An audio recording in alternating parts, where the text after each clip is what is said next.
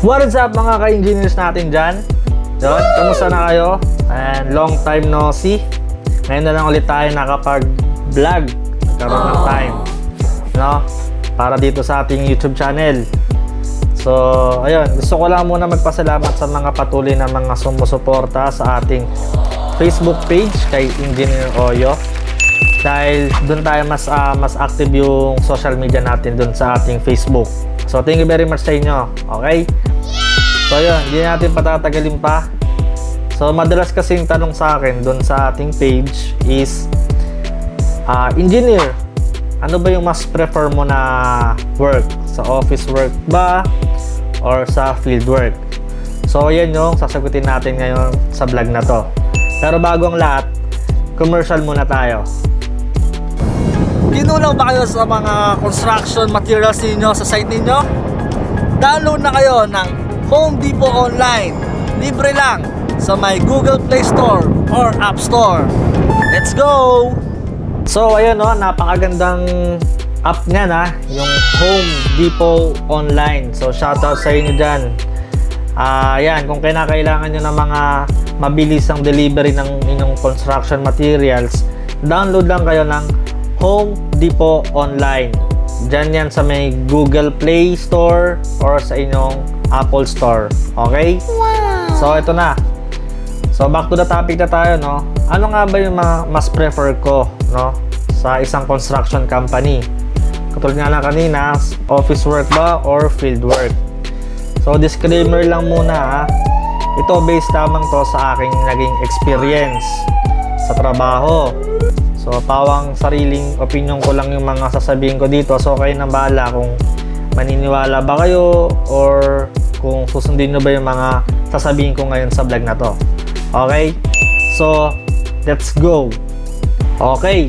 So, para sa akin, bilang isang licensed civil engineer na nag-uumpisa pa lamang sa ating napiling profession, I much prefer na sa fieldwork ka magtrabaho rather than sa office.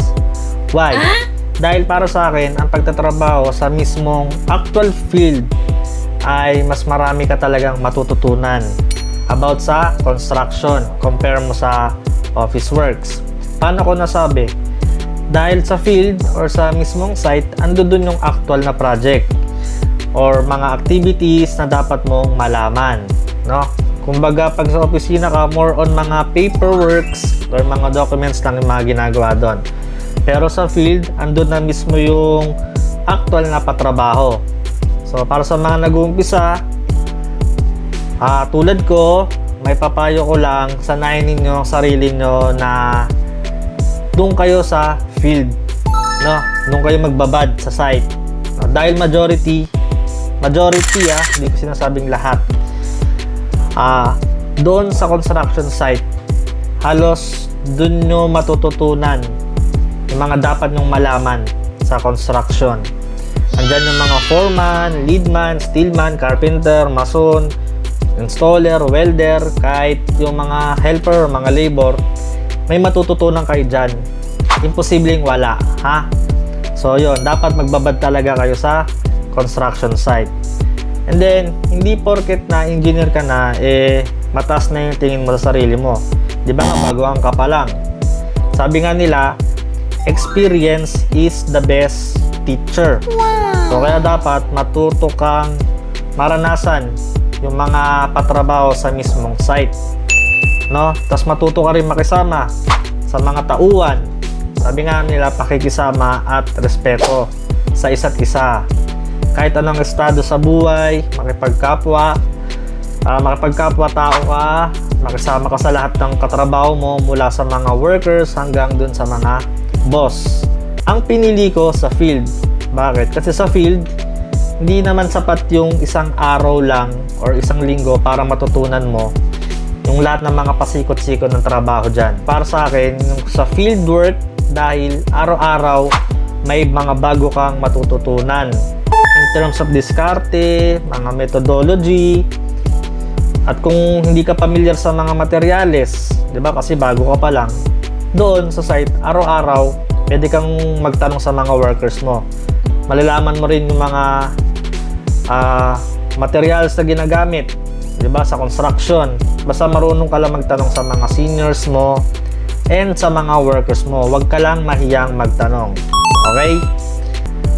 Pinaka nagustuhan ko dito sa fieldwork, andi dito talaga yung thrill. Wala dun sa opisina. Bakit? Kumbaga sa movie, dito sa site, ando dun yung climax, ando dun yung kilig, ando yung takot, ando yung iba't ibang emosyon na dapat mong maramdaman. Takot. Bakit takot? Kasi takot na baka bumigay yung mga forma habang nagbubuhos kayo ng konkreto, di ba? Sa mga elevated slab, mga ganon. Or kilig. Ba't kilig? Di ba, minsan, pag nasa site ka, tapos may dadaang chicks dun sa labas ng site nyo, di ba? Yung mga workers, papasulyap. Di ba? Kilig. Kasama na yun. Tapos, saya.